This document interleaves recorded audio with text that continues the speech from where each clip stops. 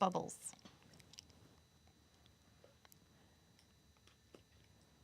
More bubbles. Okay. Happy Valentine's Day, everybody. Thank you, Brooke, for the bubbles. Thank you, Brooke. Thank you, Angela, for giving you Valentine bubbles. Angela did give us candies and Valentine bubbles today. Of course.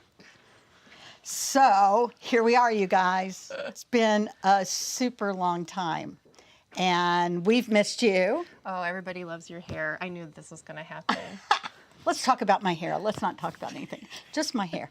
Yes, I am totally over the moon with my hair. I just had it cut last night, and it was cut by Edith, who works in the wig shop at Chloe & Williamsburg. And she did a fabulous job. I showed her a couple of pictures, and she goes, "I got you, girl." And this is what I got. And I love it, and I'm very excited about it. It made my day happy. I have not been to the hairdresser much in the last 3 years, so it was sort of a thing. I think last time you made me trim your ends. Yeah. Oh, I trimmed them myself a couple of times. I was like, I'll part this in the middle. I'll bring it forward, chop, chop. Okay, I'm ready for a video. Yeah. So, but we're glad to see you guys. It's been busy here. Oh, Melissa's here too.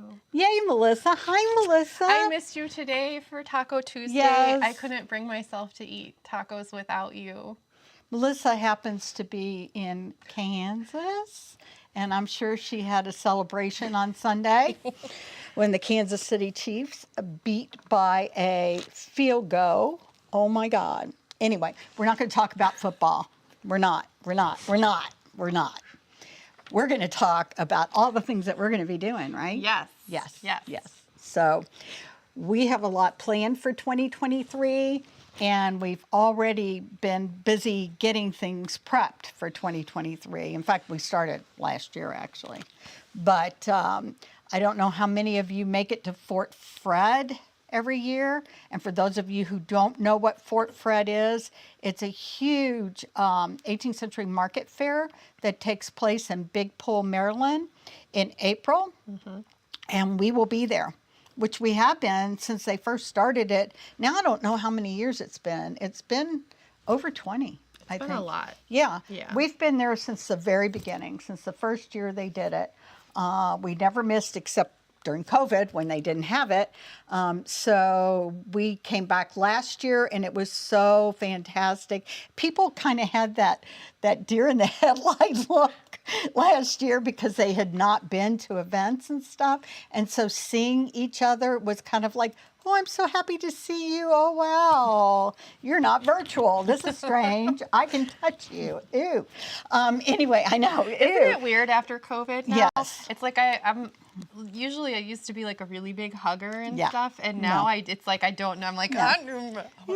It's like changed things. It has changed things. I mean, I found that I have a lower tolerance level for large groups and things like that. So I choose quiet time more than I used to.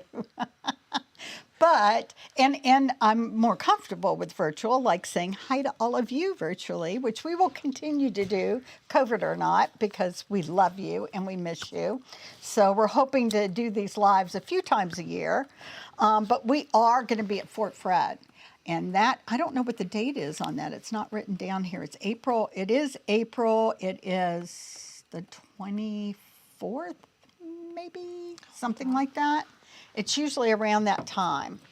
And it starts on a Thursday, ends on a Sunday. And, of course, most people come over the weekend. But it is huge. It's a big market fair. And we will have... Is it that weekend? The 22nd, 23rd, 24th? Maybe. It's usually like that weekend, right? Yeah. But you can look it up if you just Google Fort Frederick Market Fair. It'll come up, and it'll be the 2023 dates. They do have you can come dressed or not. 27th through 30. Thanks, Pat. That's right, because it was going to be over the holiday weekend. That's right. I'm sorry. Yeah, I remember them saying that last year, and people were kind of happy or not happy about it. But yes, you're right. It's over the holiday weekend. So it may actually work out for some people, make it a little bit easier for them to come and visit us. We will have a nice assortment of our stuff. Not everything. We can't carry everything anymore because we carry so much in our shop now, but we'll have a fair assortment. And of course we want you to come and say hello to us because they'll be part of the B&T team there. But we will have we'll have some specials with things. us. Yeah. Just for Fort Fred people. Yes, because we like doing that. I know a lot of you old-timies are used to our little cut out front with discounts, but there'll be lots of good things that we've been specially prepping for Fort Fred to give you some deals and make you excited. So that's Fort Fred. Also, here we are on YouTube for the first time in a long time, right? And we are going to have new videos. We are back on track. You know, we went through this great period during COVID where we just threw out a bunch of stuff, but then you guys received it so well that you overwhelmed us and we couldn't keep up anymore. But we're back on track. We've got a whole year planned out. There's going to be new mini sew-alongs. We're going to be doing a housewife. Yeah, and needle book. A needle book, yep. And some general discussion, you know, hand sewing videos. We're going to update my needle and thread video to include all of our new good stuff. Because we have so much now. We have so many great tools that I personally love using. So, you know, I've gotten pretty addicted to the tulip needles. They're very sharp. I've poked myself many times too. The basting needles are really, really cool too. Yeah. I like those. I was never a big fan of betweens, but the tulip betweens, I love. I don't know what it is. Maybe they're just a tiny bit longer. I don't know, but I love them, and I've been using them a lot. I'm working on a 17th century, or actually a 16th century smock right now because we've got our first in-person workshop coming up, our Curdle coming up weekend after next, and I wanted to be a part of that, so Samantha is going to use me as her model. As a model, and I get to make a beautiful Curdle, which I'm really excited about. Do you have your fabric picked out? I do. I've got a red flannel picked out that I'm going to use. I know that's kind of cliche. Everybody's got red, but you know, it was really pretty and I wanted some of it, and so it was perfect. So I'm going to make mine out of red, and I made a really pretty smock. I had some ancient, can't get it anymore, Burnley and Trowbridge, 36-inch wide, closed selvage, amazing white linen that my smock is made out of. And I don't think I'll ever see anything that pretty again. But I'll have a smock out of it. So Paulette's got her tulip betweens in hand right now. I like them. I really do. I'm now a convert. I was never a big between fan, mainly because I feel like I've got big chunky fingers and I can't, hold on to it. But I've done a good job with them. I like them. We have got, with our little videos and stuff, I just keep coming up with ideas, and Christina's gotten to the point now where she's like, will you just please put it in the folder and we'll get to it when we get to it. Make it a priority list because I see these things and I get excited and I want to do it. So all you got to do is, right? All you got to do is just make this video with this stuff. It's totally easy. Yeah. All you got to do is this pattern. It's so easy. Just do it. Yeah, it's great. We also have new patterns coming out. You guys have been so amazing. You have supported us so well with our pattern ventures. And we get so excited when we see the pictures of the makes that you guys do out of our patterns. Yeah. It's just really exciting. And a big, clap for Christina with that, yes. And with Melissa, who's got 2 new ones coming out. They have been the drive behind the patterns. I started it, and then I reached my plateau of what I could do, which would have been caps and bed-gowns, and then it's their job. Now you have a sultana. So. Yeah, now I have a sultana. Thank you very much. So we do have new patterns coming out. We are going to be doing a ladies' waistcoat. We are basing it on a number of waistcoats in a private collection and Colonial Williamsburg. And I think you guys are going to love this. It's going to be just like you didn't think you needed a sultana and you found out you did. And just like you thought you didn't need a powdering gown, but you did, or a powdering cloak, but you did. You're going to need a lady's waistcoat too. You will need it. So we've got that coming out. It will have the option for quilting as Yes. well. You don't have to quilt it, Right. But you will do work see a for lot that. of them that are quilted, or quilted and embroidered, or embroidered, and so, or just, they even have just layers. They're just layers, and they're not quilted together. Abby says more doll patterns, puppy dog eyes.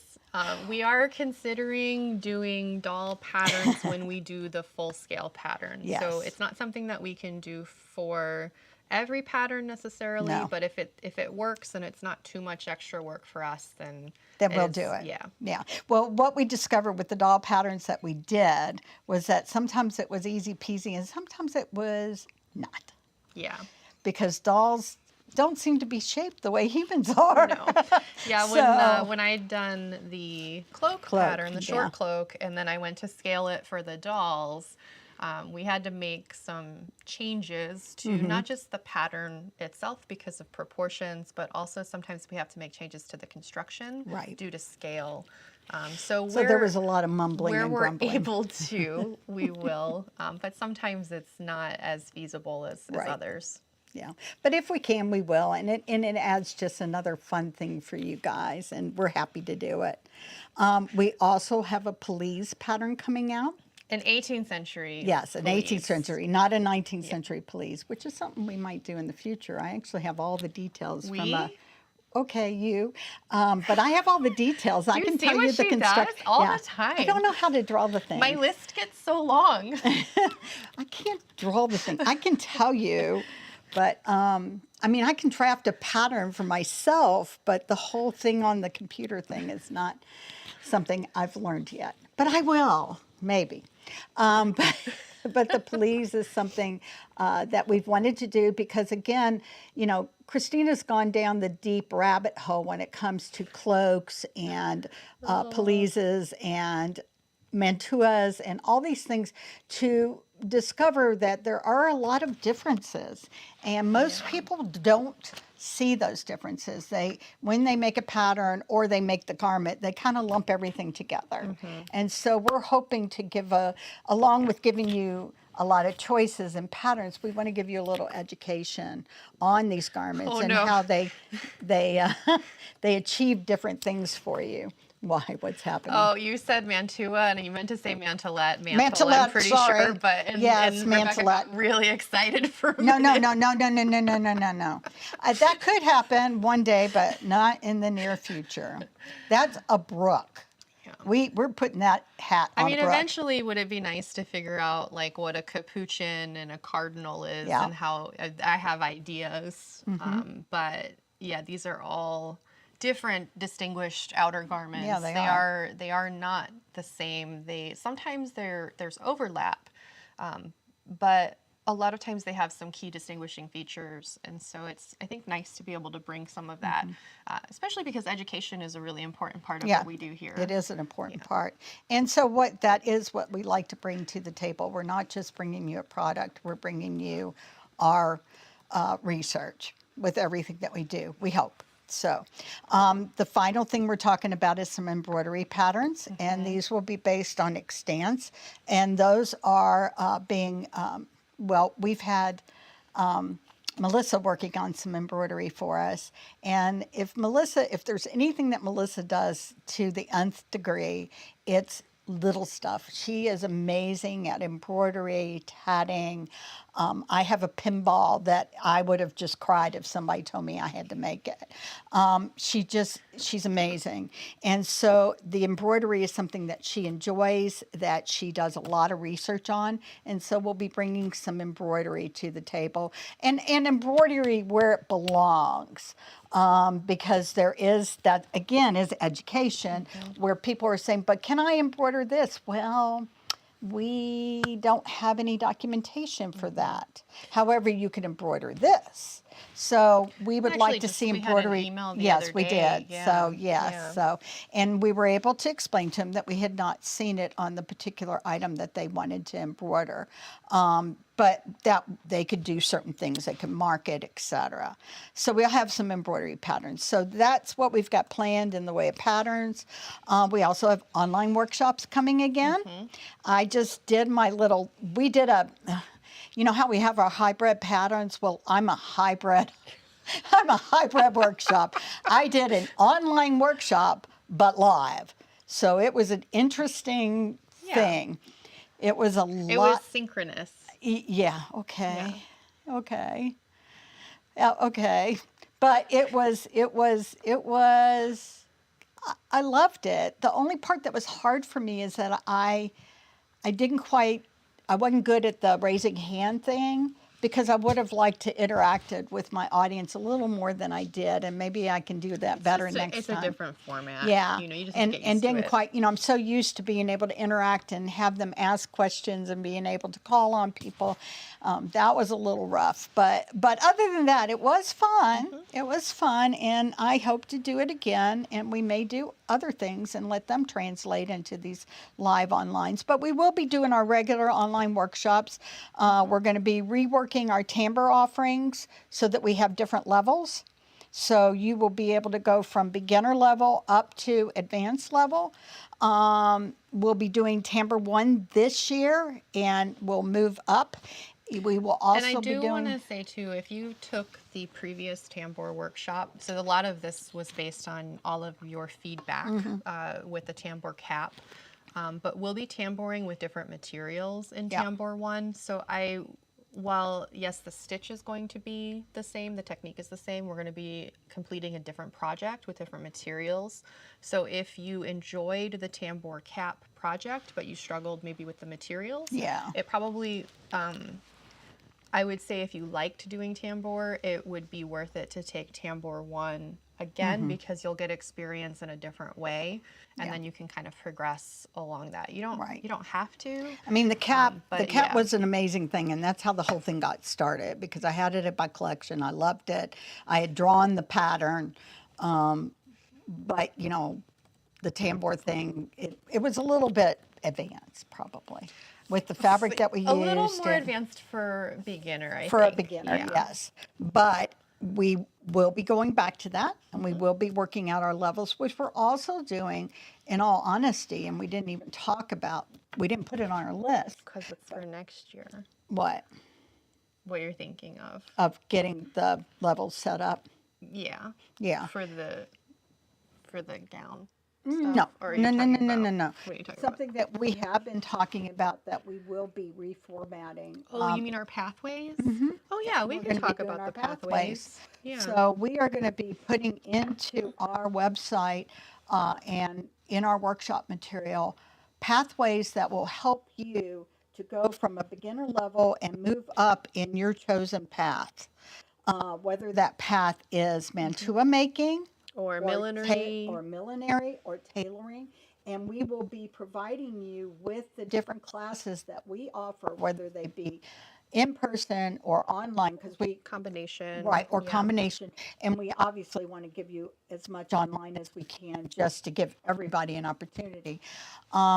To give you really an understanding, and even we've always given you levels, but we want to fine tune it more. It'll be like a curriculum. Yeah, we really want to give you a curriculum that will help you to move forward in your journey and really make you feel like you're getting a good foundation and you're not jumping around. And I've taken lots of classes in my life. Some have been more beneficial than others, but the idea of moving from A to B to C has always been my cup of tea, and I think that's what we're going to be providing for you, again, with different pathways, so we can deal with different interests and loves. You might be one of those people that just really likes millinery. You want to do the accessories, etc., and you really don't want to make gowns. So we're going to have a path for you. So that's something that we're working on as well. also online workshops. We're also going to be doing quilted waistcoats, and that's going to tie in with our new pattern. So we're going to work on that. And Lemonade Made Daily at least has to come in and give her expert advice on quilting at some point during that class, I think. Yeah. We're also, of course, back and running with our in-person workshops. We've got, for going forward, you've already seen some of the workshops that we've already listed.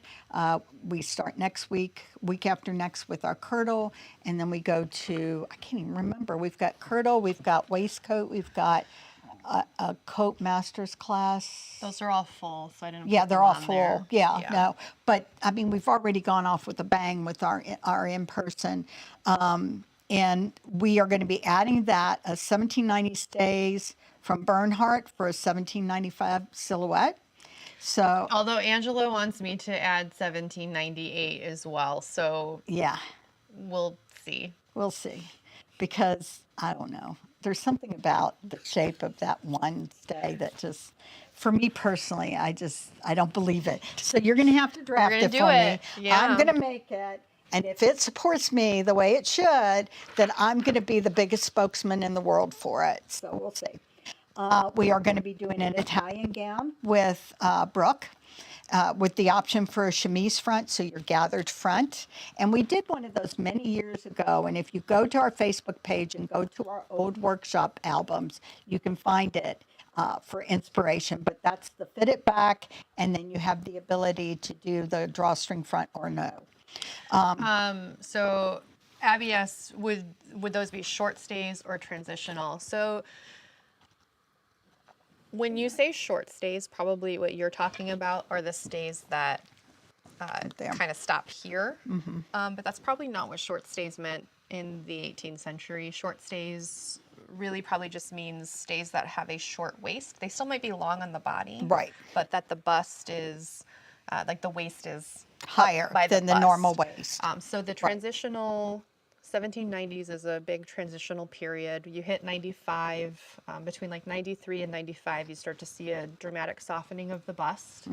And then by 96, And the separated bust. 96 is when you start to really see the separated bust with, say, like cups, where we start to see that prominent rounding of the bosom. So the 1795 style would be that soft, early 1790s shape.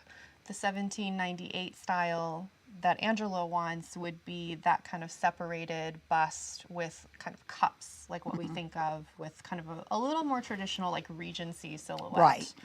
It's you're still using boning, but it's very lightly boned. It's usually just 2 layers. It's just a really light stay. But what Christina's talking about is the beginning of bringing the bust into a more natural rounded shape and separating it. Yeah. So You're kind of hitting your mic a little bit, I think. Oh, when sorry. You're going around. That's okay. Sorry. I won't touch myself again. Speaking of busts, that's where my mic is. But anyway, so we have that. We have our Italian gown. We are going to have, I know this is not 18th century, ladies and gentlemen. It is not 18th century, but we will be having a one-day tatting workshop because Melissa is absolutely amazing. And she has agreed to do a tatting workshop for us, and who knows where that might lead. We also have a one-day research seminar where we are going to talk about the process of researching when you want to reproduce a garment and what are some of the steps that you should and need to take in order to be well informed when you go to pattern, etc., that piece. So that is one of the things that we're going to be doing. We'll be doing shapes again, which is always a big hit. We will be doing the English gown again. And then Brooke has agreed to do a master class in sacks for us. So that is a small class. It is it's very intense, a lot of information, but you get a lot of personal guidance because it's a very small group. So that is something that you do have to be allowed into, as is with our master men's tailor's coat. You will be allowed to sign up, and then you get vetted. And you have to have a certain level of expertise in order to Give take me that one class. second. I'm going to get you another mic to put on your outside. Oh, because am I making noise You're even when I just, you're talk? really muffled right now. I think it might have jiggled around in there. Oh, okay. I'm sorry, you guys. sorry. How do I get this out without being rude? I I can turn around. give me just a second. Literally. Give me just a second. It's literally, yeah, I'm not lifting my shirt to get it. I think we're just gonna turn it off and get a different one. Okay. I can just hold it and talk. You guys, I feel stupid. This always happens. I'm turning around for a minute.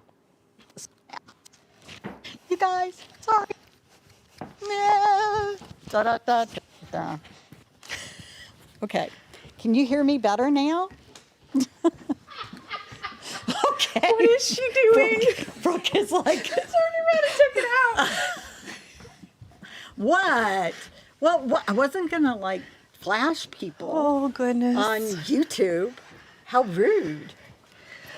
Y'all, I'm really sorry. And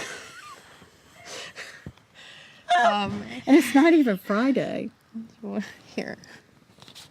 Let me clip this to you. Let's try that. Okay, you want to turn that one off?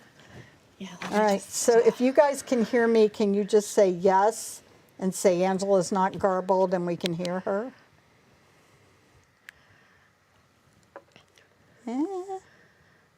I can't read any of that, it's too far. Yes, you were. Yes. I'm better? I'm better, okay. Oh, good, you don't want to miss anything I have to say, trust me. Ha ha, but did you hear me say that we were going to do shapes and an English gown and a sack master class? Sure you did, okay. All right, well now, let's see, what time is it? Do we have time? It's only 4:30. We've got tons of We've got time. so much time. Yeah, Anybody we got did questions have- for me before we go on about the workshops and the new things that we're doing? Oh, so Christine asked about talking about the threads with embroidery. Mm-hmm. And that is something that we will cover in the tambour workshop. We do spend a little bit of time on threads and like which like wool we like to use and things like that, because there are a lot of different modern crewel yarns, they call them. But really, I think the biggest difference is modern yarns tend to be a lot fuzzier and softer. They are. And they break a little more. And so it's really tricky to sometimes find like a really hard yarn that's got a like good crisp kind of feel to it, because those are going to be the ones that work the best. We did we had the pearl cotton, which wasn't too bad, and we've been investigating a couple other things from different suppliers, and we will end up having, what we think are best choices, and those will be part of your kit and also may be available to buy depending on what we're able to find and how we're able to work with the suppliers. So, or else we'll give you, contacts of where to go. So yeah, although if you were in the tambour class before, you all saw the kind of samples that I did in the class of different wools that are available on the market today, and kind of which ones were my favorite as well. And we're talking about maybe carrying one of the brands that I prefer, especially since we're going to be doing tambour online, and we're also going to have those embroidery patterns coming that can all be tamboured as well. So yeah, we'll see how that goes. Yep. I don't know if you guys noticed, but I bought, I added to our inventory a set of Shashiko needles because I'm curious myself. I haven't played with them yet. I don't know if any of you do that, but it is a wonderful needle art, and again, it all falls into the idea of practicing with your needles, learning hand sewing, and also just the meditative, I love hand sewing just because it calms me down. I have to sit still and do something, which is a good thing. Kate says, can I ask a random consultant? Of course you can. Do you see tassels on the waist ties at all, or mainly just fringe? That's a good question. Yeah, I've I would never have really to go looked at back the and look at the sashes, yeah. visual sources and see. Yeah, we've definitely seen fringe. For sure, fringe. There is a Pinterest board with the pattern, so I would look through that and see Yeah, what on you our find Burnley on and there. Trowbridge Pinterest board, you can see that. That's a lot of the visual references that we used for that pattern. And we do that for every pattern. We create a Pinterest board, so and whenever you you're can curious, see those even if you didn't buy the pattern. Right. They're just there. Yeah, I mean, but we do that because it ends up being another way for you to have visual reference when you're working through a pattern that we provided you. So. Yep, the Italian gown workshop is just an in-person workshop. It's not a master class. It actually, I was talking with Brooke earlier today, and she said that that would probably be a good gown for somebody who maybe has their shapes, like took the shapes workshop, but hasn't done a workshop yet, or has only done maybe one workshop. So good for somebody who's still kind of a beginner. It would be a good type of gown to make for that. And it's also, you know, with the Italian gown, if you do the chemise front, there's some forgiveness there that if you're still struggling with fitting and that kind of thing, that kind of gives you a little bit of leeway. But definitely go to our Facebook and look up our old albums that have our workshops in them. And there should be a, it might be under Italian gown, I'm not sure. Haven't looked in a while, but there's definitely one where we had the chemise front, which is the gathered, several gathers in the front, a gown that we did along with a fitted front in a workshop. So the research class, there's a question if it's going to be online or not. Right. We're planning it in person for now, but that doesn't mean that it won't be online eventually. The hardest part is really that if we're analyzing the extant piece, which is part of what you'll do in the class in person, that's a little harder to replicate online. It is. And it really, there's nothing that can beat, and I said this in my textile class, nothing can beat seeing something in person and, you know, if allowed, touching and feeling and really being able to see it up close.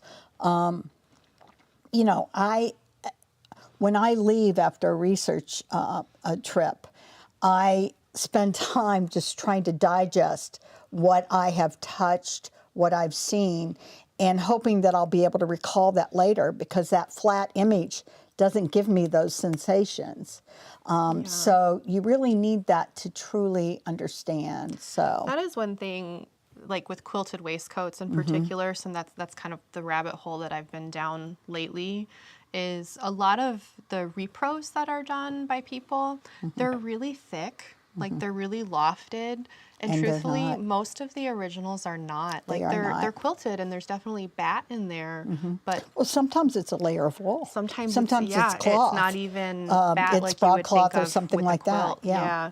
And that's how some of there's like wadding and extra layers sometimes put in banyans and wrapping gowns too that are very similar to that, like quilted banyans. And they never have that big puffy thing that we equate with like puffy coats now. Yeah, it's like when you see that pre-quilted fabric at like your major fabric stores, and a lot of people will use that for quilted petticoats and waistcoats and stuff, and they're just really not that lofted.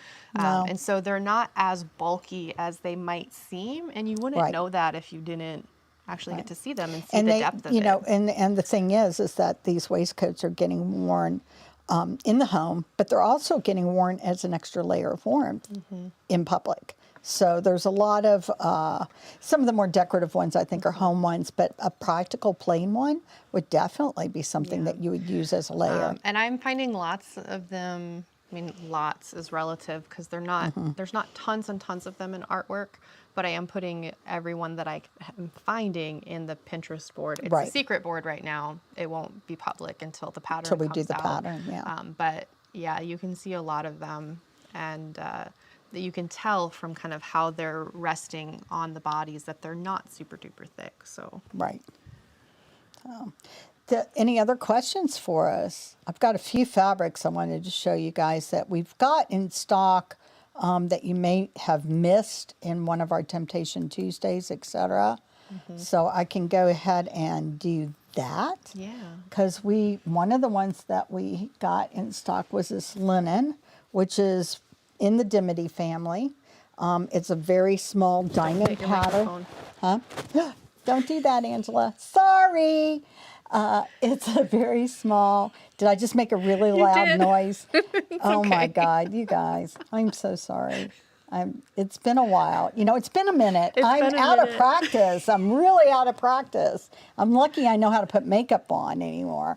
So this diaper weave is something that would have been one of many, many types of weave patterns that you would have found in the 18th century that was used for petticoats, jackets, men's summer clothing, all kinds of children's clothing, all kinds of different garments, as well as things like bed hangings and possibly other elements that you would see, you know, like soft coverings on chairs, etc. So dimities were incredibly popular. They tended to be white or off-white. This happens to be a light natural linen and white, but it's a good, representation. And that's one of the things that I talked about in my textile class a lot, because you guys got a whole book full of modern textiles. Well, those modern textiles are never going to be exactly what was done in the 18th century unless somebody does a reproduction, or you're just darn lucky, which I have been over the years. But this is a good thoughtful one. Can you let Brooke hold it by the camera? Yes. And throw it to me. Whoa. Okay. So you can get that pattern. It's kind of focusing. Can you come back a little? Yeah, you don't see it at Well, all. it's just focusing on us right now. I might have It turned likes us better. automatic focus off. I'm sorry. All right, just throw it back. It's on the website. Anyway, it's on the website, and you can see a really good example of it. It is style number 7321. Get it now. Welcome to the Home Shopping Network. Welcome to, the Home Shopping Network. So, dude, you guys, these stripes are freaking amazing. I didn't say a curse. These are amazing. I was told I wasn't allowed. Stop. She's laughing so hard. You know what's great about these stripes is they run across exactly the width. like they would have in the 18th century, which, you do see warp striping, but you see a lot of weft striping because it was so easy. You would warp your loom up, and then you could change it out. You could run a piece with these colors and then a piece with these colors, etc. Both of these are very representative of a Manchester stripe. They have colors that are, well, this one really, you could get all these colors on a linen without too much trouble. But this one with that yellow would tend to be maybe a cotton running through it. These, now, Brooke, you had said that you made a closed front gown. Was it an English gown, or was it a quartered gown? Okay, so it was a faux pleated back and then a center front closure. And Brooke is about 5'5"? 5'5", yeah. And she got one in this out of less than 4 yards. So 3.25. Yeah, she said 3.5 yards. Yeah, so these are close to 60. Are they 60 wide? Your mileage may vary if you're taller. Yeah, and you know what? There is absolutely nothing wrong with piecing. Piecing is period. So you can piece as well. And these are beautiful, not real heavy linens that would be great to get started on a good gown for the spring. I've got this one, which is, I know people get scared of the stripe, and it's just the way you cut, because this is a dimensionally stable fabric. You're not going to have, don't think with your modern mind, okay? Think with your 18th century mind, and your 18th century mind can go cross grain. So this is what I call a dimensionally stable fabric. So it's going to pull this way and this way the same. All right, so you can lay everything out this way rather than that way with the grain, and you'll be fine. The same goes for this one. And literally, I have seen a stripe just like this that was a Manchester in the Foundlings that was circa 1750s. So this is a great one. Again, these are the, let's see, the green, blue. This one, the first one is 7289, and this one is 7319, if you're interested. I feel like a used car salesman. You're way prettier. Oh, thank you so much. It's my haircut. Do you like it? We've also got some great wools in stock. As always, you know, that's my thing. I try really hard to find good worsteds because they were so incredibly popular in England and likewise in the colonies. We've got this beautiful navy that we got in, number 7306. And then I've got this great dark gold worsted stuff.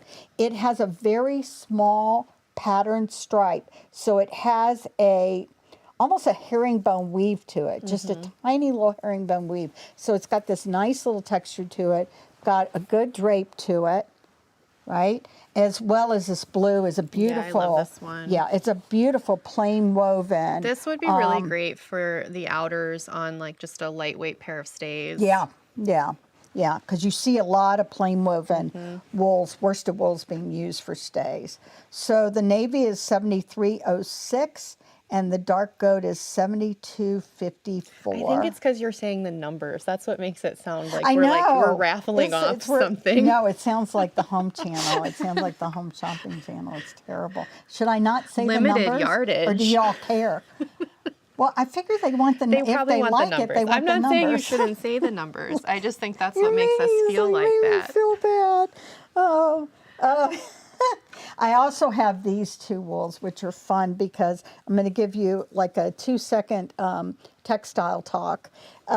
This light brown is a lasting, what I titled as a lasting or everlasting.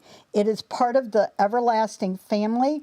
It's a hard finish, tightly woven. This particular one is a twill woven wool.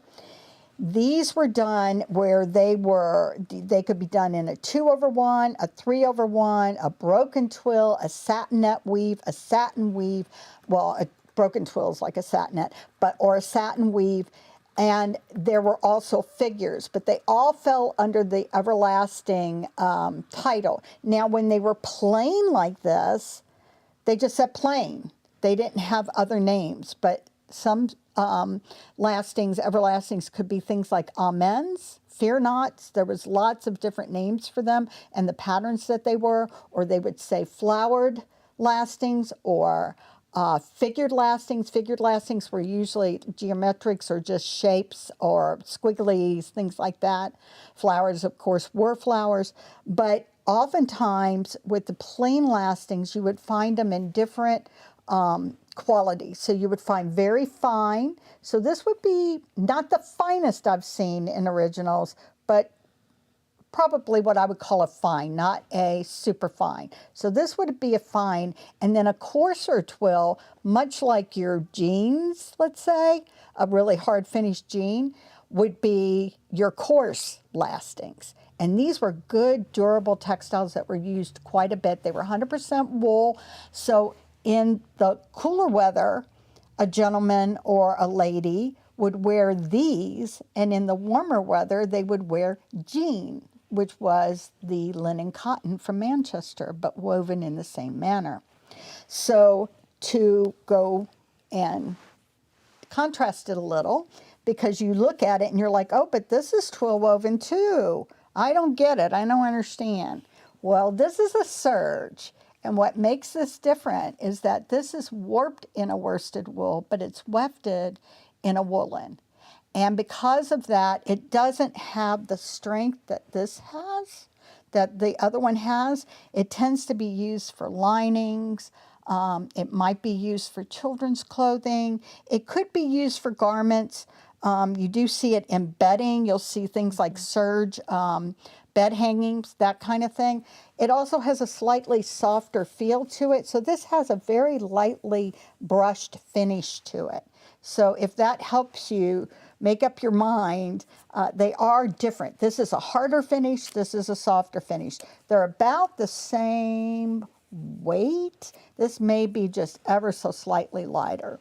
So the lasting is 7348 and the surge is 7327. I'm getting a pile here and I still have some to go. And then, you know, I've got a pile of stuff here. I've got a light indigo shalloon. So this has a shalloon weave, but it's super coarse. Some of the shalloons I saw in originals were not quite as coarse as this, but this can be used for, am I muffled again? This can be used for lining. You do see shalloons being used. There was a shalloon being used as a baby's blanket in the foundlings. I see shalloons sometimes being interpreted as possibly, you know, loose clothing, more of a work clothing, that kind of thing. So shalloon does translate into various garments. And you can look on the site. It's 7286, and there's a definition there for you.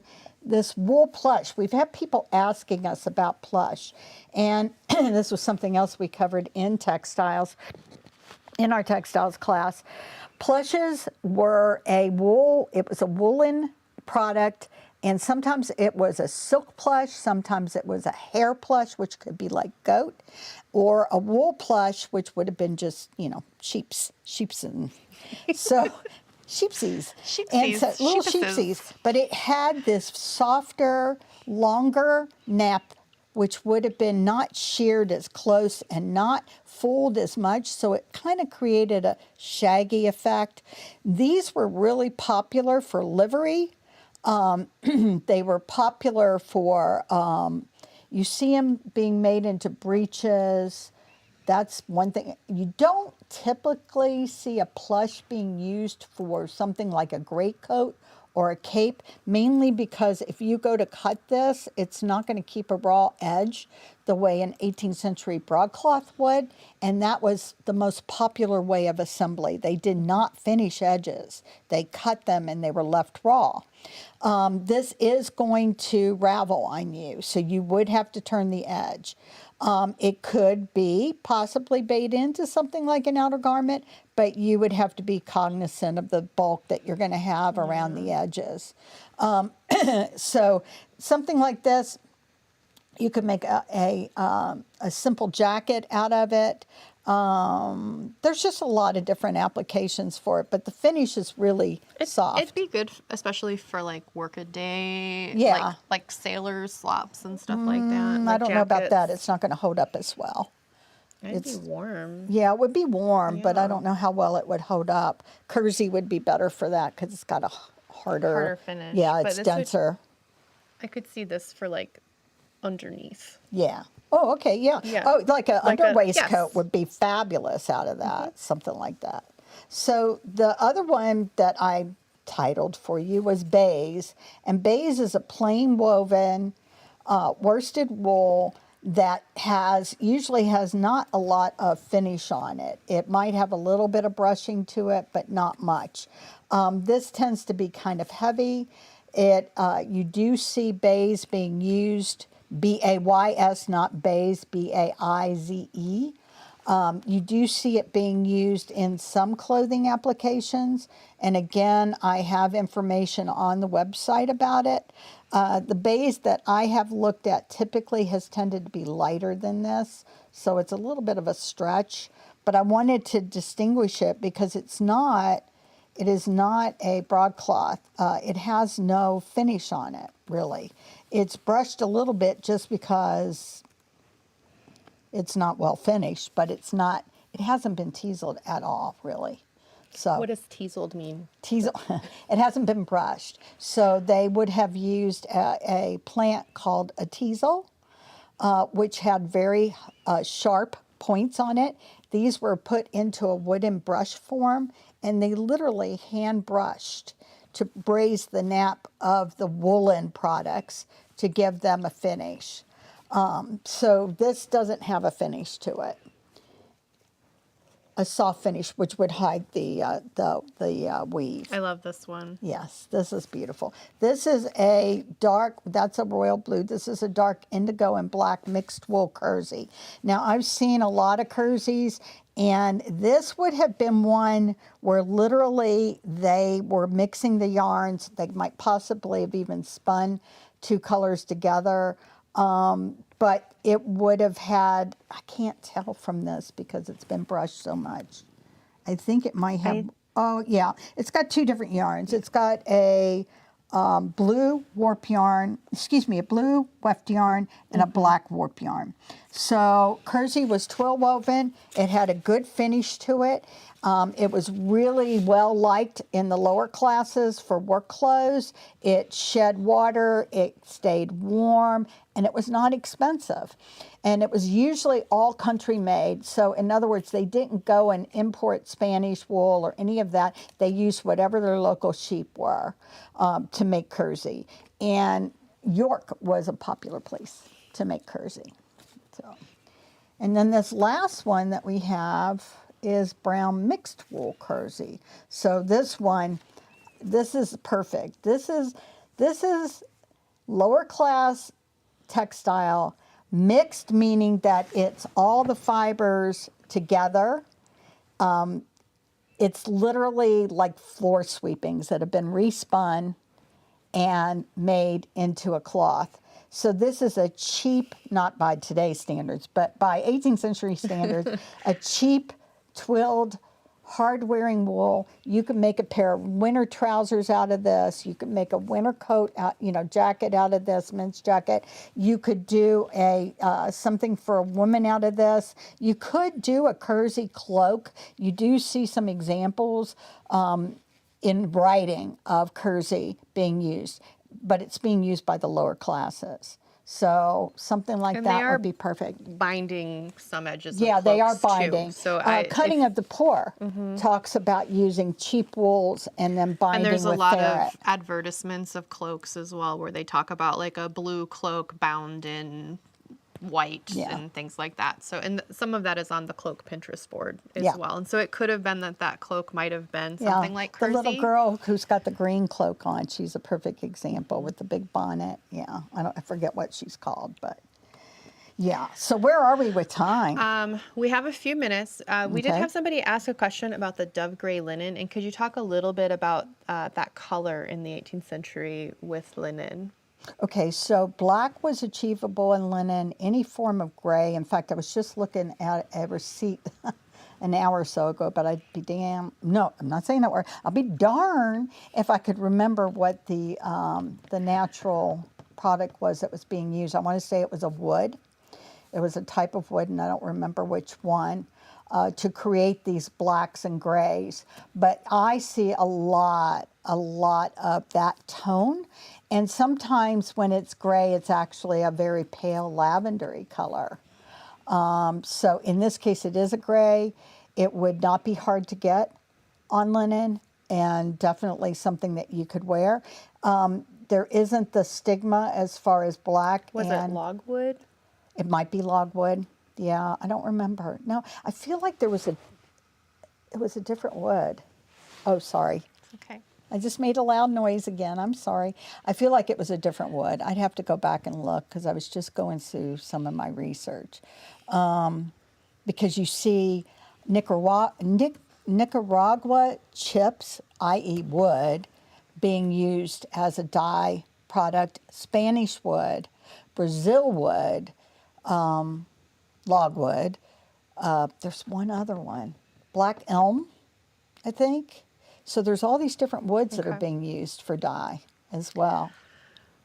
This is a little out of our time period, but you might be able to help, or maybe somebody else who's watching can help. Christine says, different time, but any suggestions for a plain, even weave wool to use with wool threads for medieval embroidery? Just blue. This beige would be nice, but it's very bright. I don't know how that translates. Certainly you can get all kinds of amazing wool colors in the 18th century. I'm not familiar with medieval dye receipts, I know that they're using woad, I which think you can maybe get she's some wondering if like what type of plain even weave fabric would take embroidery well. wool embroidery. Yes. It needs to be something that's bigger than some of our plain weaves. What was that one that, hold on 1 second. Is it this one? No. I have my glasses.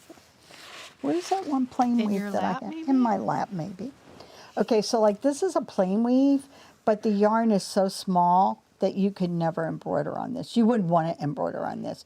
You need something that's going to be chunkier.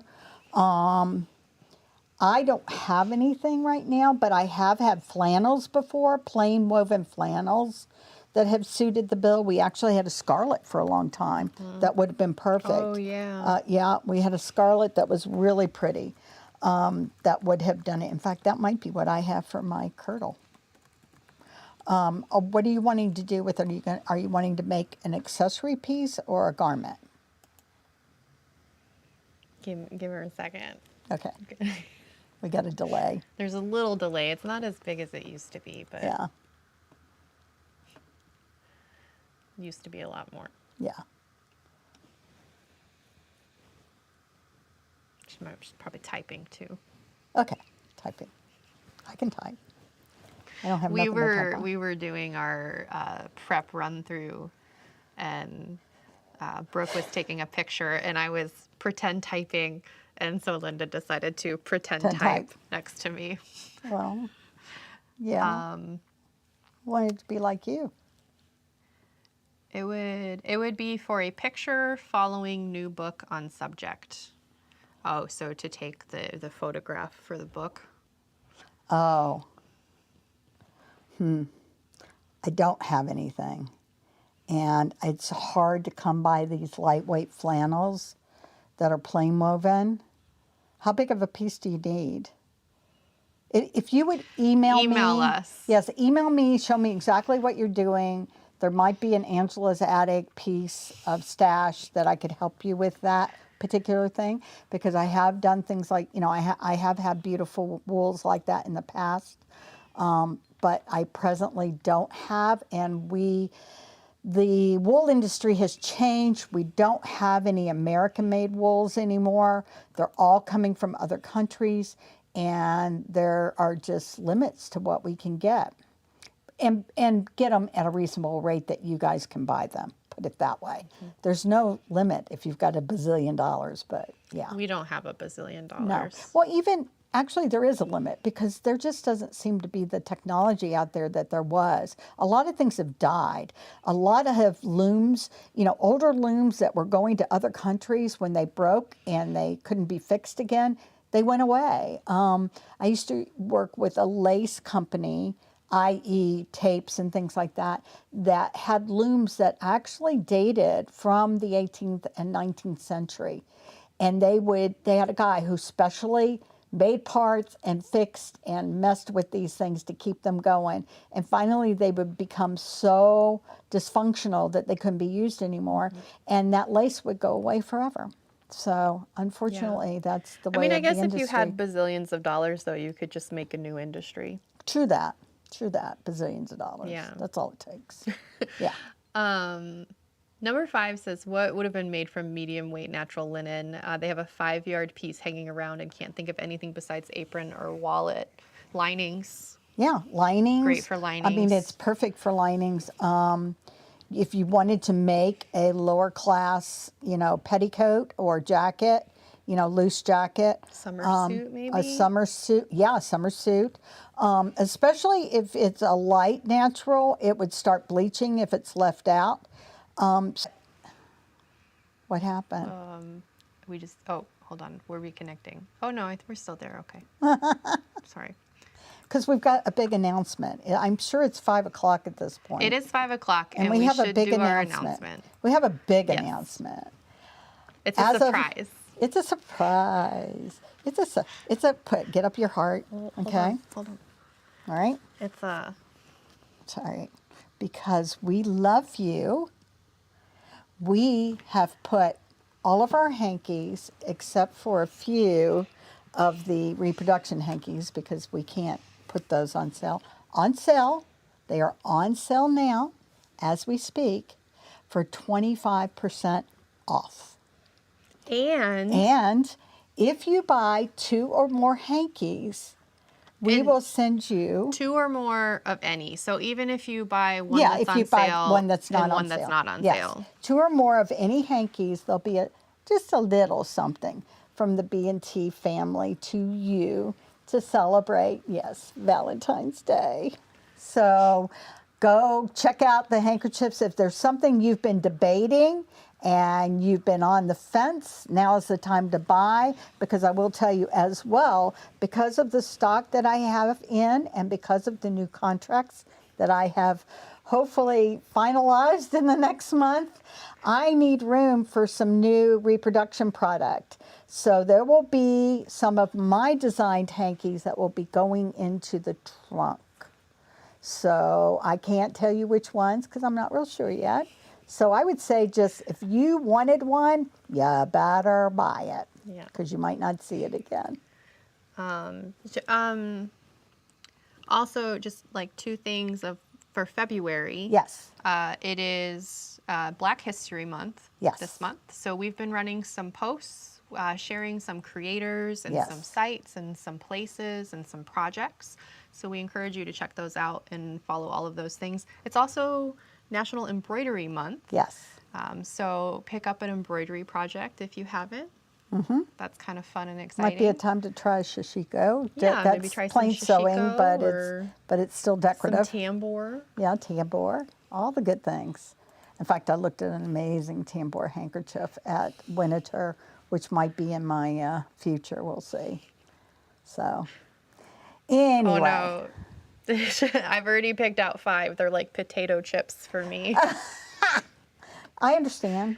Why do you think I design them? That's how I got into the shoe business, because I had a thing for shoes.